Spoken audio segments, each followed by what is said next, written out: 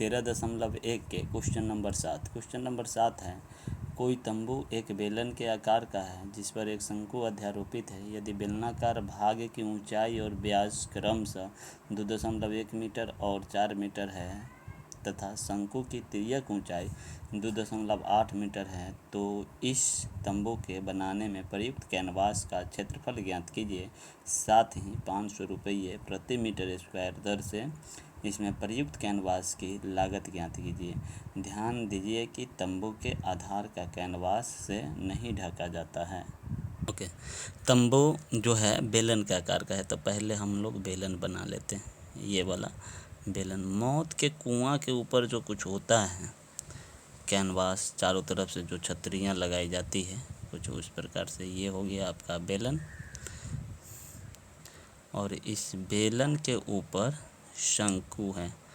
इस प्रकार से जो तंबू ताना जाता है, ये वाला, ये सारा चीज़ ये कपड़ा से पैक है।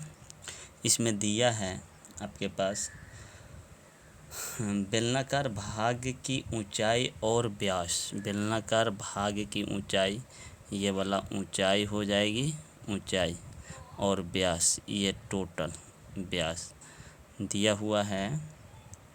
ऊंचाई दिया हुआ है 2.1, ये है 2.1 और व्यास दिया हुआ है 4 मीटर। दोनों चीज़ मीटर में ही है, ये भी 2.1 मीटर है। हमको इसका सबसे पहले क्षेत्रफल निकालेंगे।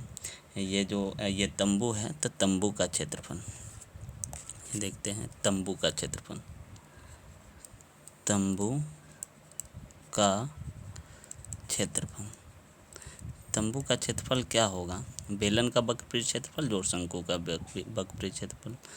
बेलन का वक्रपृष्ठ क्षेत्रफल, वक्रपृष्ठ क्षेत्रफल जोड़ शंकु का वक्रपृष्ठ क्षेत्रफल, वक्रपृष्ठ क्षेत्रफल, वक्रपृष्ठ क्षेत्रफल। इसका एल भी दिया हुआ है, तिर्यक ऊंचाई दिया हुआ है शंकु का 2.8 मीटर, 2.8 मीटर। तो बेलन का वक्रपृष्ठ क्षेत्रफल क्या होता है? बेलन का वक्रपृष्ठ क्षेत्रफल होता है 2πr/h जोड़ शंकु का वक्रपृष्ठ क्षेत्रफल होता है πr/l। दोनों की पाई क्या है? समान है, पाई और आर भी समान है। तो यहाँ से हम पाई आर क्या ले लेंगे? कॉमन, पाई आर कॉमन ले लेंगे, तो यहाँ बचेगा 2h और जोड़ यहाँ बचेगा l। पाई का मान लेना है 22/7।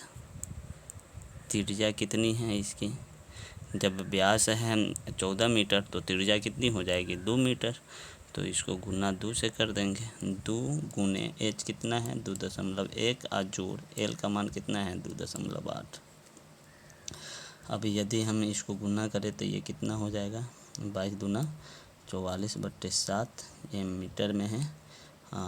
गुना करेंगे इसको, एक बार और कर लेते हैं, गुना करेंगे तो 21 दूना 42, 4.2 और जोड़ 2.8 और 44/7 गुने 4 और 2 6, इसको गुना करेंगे तो कितना हो जाएगा? इसको जोड़ेंगे 8 और 2 10, 0, 4 2 6 1 7.0 हो जाएगा। तो 7 से 7 कैंसिल।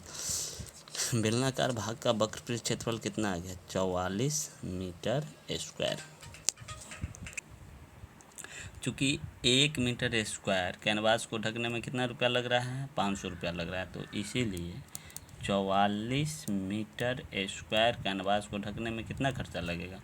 500 गुने 44, तो ये हो जाएगा 5 का 20, 5 का 20 और 2 22 पर 00, इतना रुपया, मतलब 22,000 रुपया लगेगा टोटल कैनवास के ढकने में, इतना रुपया। धन्यवाद। प्रश्न संख्या